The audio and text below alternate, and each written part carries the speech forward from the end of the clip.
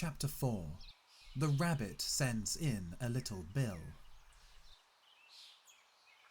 It was the White Rabbit, trotting slowly back again, and looking anxiously about as it went, as if it had lost something, and she heard it muttering to itself. The Duchess, the Duchess. Oh, my dear paws. Oh, my fur and whiskers. She'll get me executed, as sure as ferrets are ferrets. Where can I have dropped them, I wonder? Alice guessed, in a moment, that it was looking for the fan and the pair of white kid gloves, and she very good-naturedly began hunting about for them. But they were nowhere to be seen. Everything seemed to have changed since her swim in the pool, and the great hall with the glass table and the little door had vanished completely. Very soon the rabbit noticed Alice as she went hunting about, and called out to her in an angry tone. Why, Mary Ann, what are you doing here? Run home this moment and fetch me a pair of gloves and a fan. Quick now! And Alice was so much frightened that she ran off at once in the direction it pointed to, without trying to explain the mistake it had made. "He took me for his housemaid," she said to herself as she ran. "How surprised he'll be when he finds out who I am. But I'd better take him his fan and gloves. That is, if I can find them." As she said this, she came upon a neat little house, on the door of which was a bright brass plate with the name W. Rabbit engraved upon it. She went in without knocking and hurried upstairs in great fear lest she should meet the real Mary Ann, and be turned out of the house before she had found the fan and gloves. "How queer it seems," Alice said to herself, "to be going messages for a rabbit. I suppose Dinah'll be sending me on messages next." And she began fancying the sort of thing that would happen. "Miss Alice, come here directly and get ready for your walk." "Coming in a minute, nurse, but I've got to see that the mouse doesn't get out. Only I don't think," Alice went on, "that they'd let Dinah stop in the house if it began ordering people about like that." By this time, she had found her way into a tidy little room with a table in the window, and on it, as she had hoped, a fan and 2 or 3 pairs of tiny white kid gloves. She took up the fan and a pair of the gloves and was just going to leave the room when her eye fell upon a little bottle that stood near the looking-glass. There was no label this time with the words "Drink me," but nevertheless she uncorked it and put it to her lips. "I know something interesting is sure to happen," she said to herself, "whenever I eat or drink anything, so I'll just see what this bottle does. I do hope it'll make me grow large again, for really, I'm quite tired of being such a tiny little thing." It did so indeed, and much sooner than she had expected. Before she had drunk half the bottle, she found her head pressing against the ceiling, and had to stoop to save her neck from being broken. She hastily put down the bottle, saying to herself, "That is quite enough. I hope I shan't grow any more. As it is, I can't get out at the door. I do wish I hadn't drunk quite so much." Alas, it was too late to wish that. She went on growing, and very soon had to kneel down on the floor. In another minute there was not even room for this, and she tried the effect of lying down with one elbow against the door and the other arm curled round her head. Still, she went on growing, and, as a last resource, she put one arm out of the window and one foot up the chimney and said to herself, "Now I can do no more. Whatever happens, what will become of me?"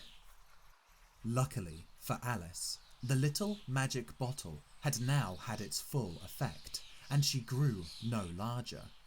Still, it was very uncomfortable, and as there seemed to be no sort of chance of her ever getting out of the room again, no wonder she felt unhappy. "It was much pleasanter at home," thought poor Alice, "when one wasn't always growing larger and smaller and being ordered about by mice and rabbits. I almost wish I hadn't gone down that rabbit hole. And yet, it's rather curious, you know, this sort of life. I do wonder what can have happened to me. When I used to read fairy tales, I fancied that kind of thing never happened. And now here I am in the middle of one. There ought to be a book written about me. That there ought. And when I grow up, I'll write one. But I'm grown up now," she added in a sorrowful tone. "At least, there's no room to grow up any more here." "But then," thought Alice, "shall I never get any older than I am now? That'll be a comfort one way, never to be an old woman. But then, always to have lessons to learn. Oh, I shouldn't like that." "Oh, you foolish Alice," she answered herself. "How can you learn lessons in here? Why, there's hardly any room for you, and no room at all for any lesson books." And so she went on, taking first one side and then the other, and making quite a conversation of it altogether. But after a few minutes she heard a voice outside, and stopped to listen. "Marianne! Marianne! Fetch me my gloves this moment!" Then came a little pattering of feet on the stairs. Alice knew it was the rabbit coming to look for her, and she trembled till she shook the house, quite forgetting that she was now about 1,000 times as large as the rabbit, and had no reason to be afraid of it. Presently, the rabbit came up to the door and tried to open it, but as the door opened inwards, and Alice's elbow was pressed hard against it, that attempt proved a failure. Alice heard it say to itself, "Then I'll go round and get in at the window." "That you won't," thought Alice, and after waiting till she fancied she heard the rabbit just under the window, she suddenly spread out her hand and made a snatch in the air. She did not get hold of anything, but she heard a little shriek and a fall and a crash of broken glass, from which she concluded that it was just possible it had fallen into a cucumber frame, or something of the sort. Next came an angry voice, the rabbit's. "Pat! Pat! Where are you?" And then a voice she had never heard before. "Sure then, I'm here, digging for apples, your honour." "Digging for apples indeed," said the rabbit angrily. "Here, come and help me out of this." Sounds of more broken glass. "Now tell me, Pat, what's that in the window?" "Sure it's an arm, your honour." "An arm, you goose? Who ever saw one that size? Why, It fills the whole window. Sure it does, Your Honour. But it's an harem, for all that. Well, it's got no business there at any rate. Go and take it away. There was a long silence after this, and Alice could only hear whispers now and then, such as, "Sure I don't like it, Your Honour. At all, at all." Do as I tell you, you coward. And at last she spread out her hand again and made another snatch in the air.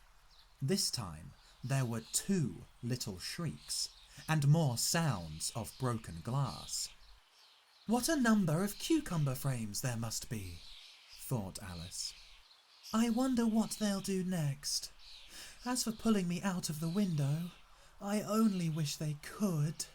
I'm sure I don't want to stay in here any longer. She waited for some time without hearing anything more.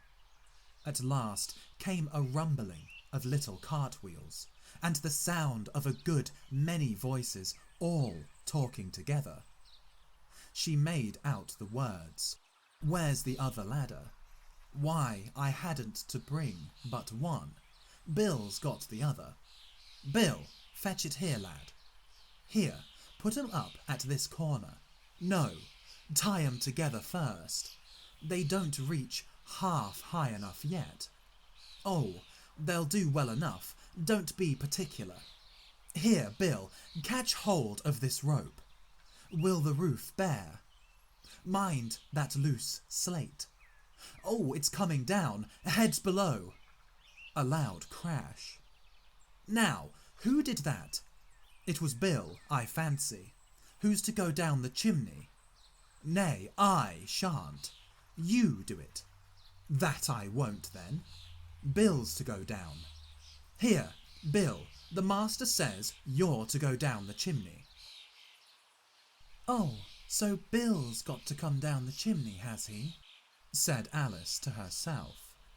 "Shy, they seem to put everything upon Bill. I wouldn't be in Bill's place for a good deal. This fireplace is narrow, to be sure, but I think I can kick a little."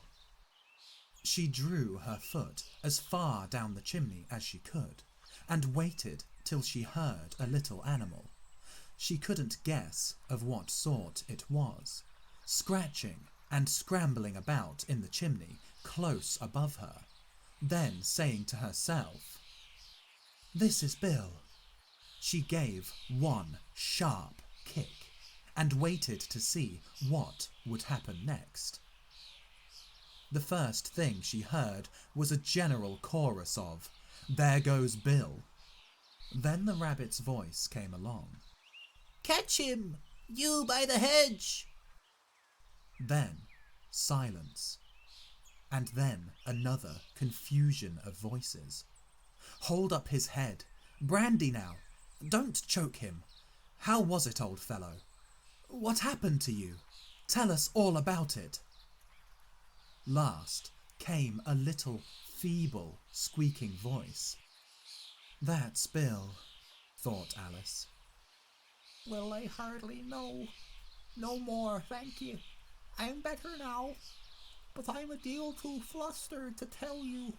All I know is something comes at me like a jack-in-the-box, and up I goes like a skyrocket.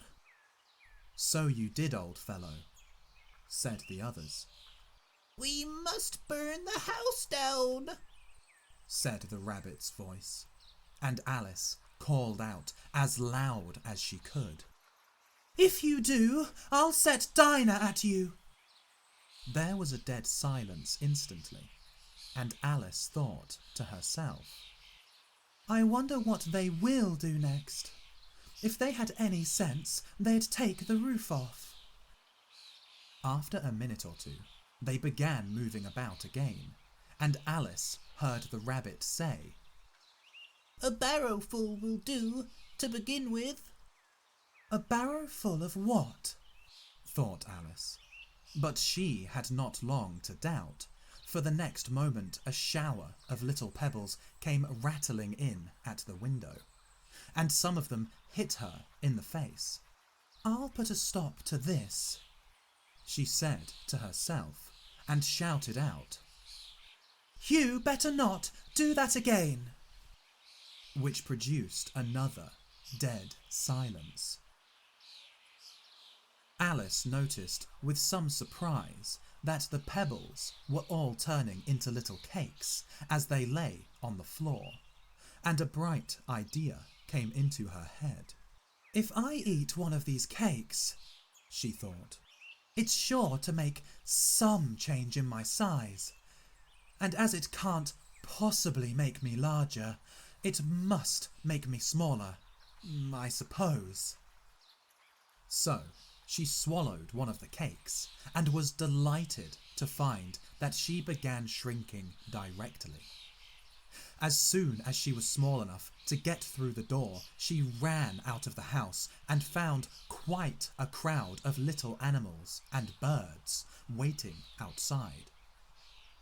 The poor little lizard, Bill, was in the middle being held up by 2 guinea pigs, who were giving it something out of a bottle.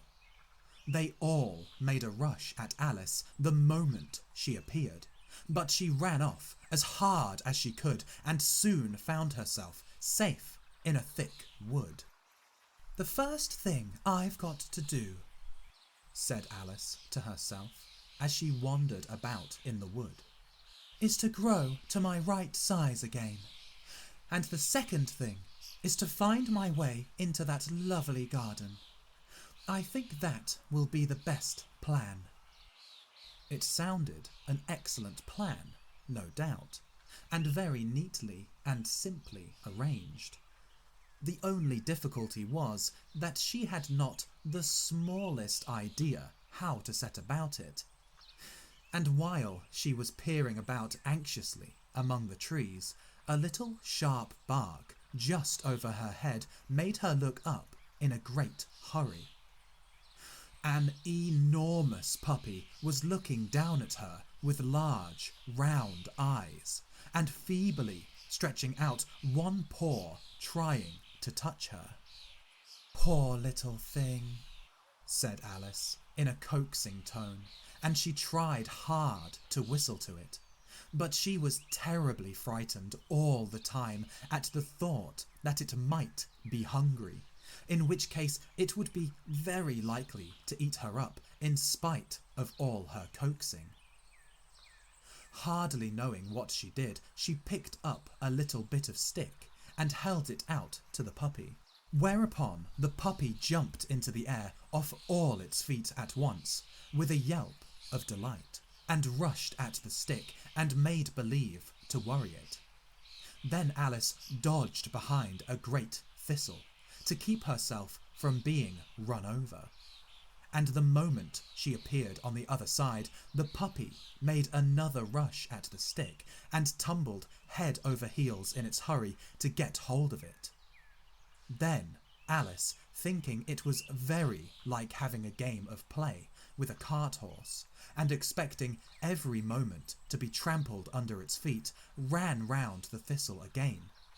Then the puppy began a series of short charges at the stick, running a very little way forwards each time and a long way back, and barking hoarsely all the while, till at last it sat down a good way off, panting, with its tongue hanging out its mouth and its great eyes half shut.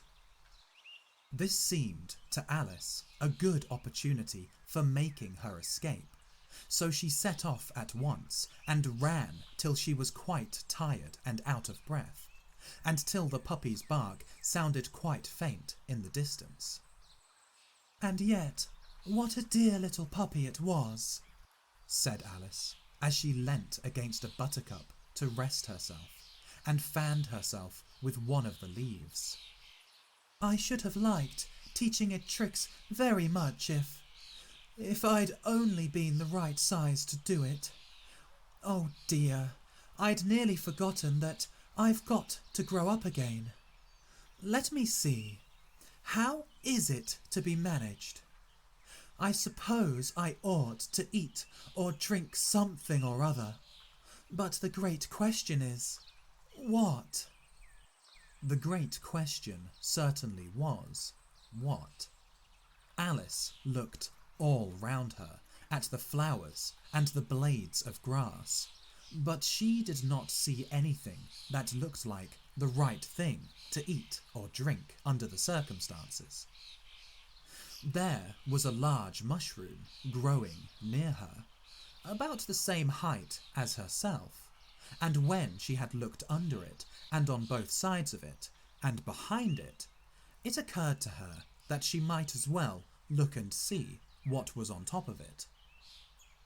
She stretched herself up on tiptoe and peeped over the edge of the mushroom, and her eyes immediately met those of a large blue caterpillar that was sitting on the top with its arms folded, quietly smoking a long hookah and taking not the smallest notice of her or of anything else.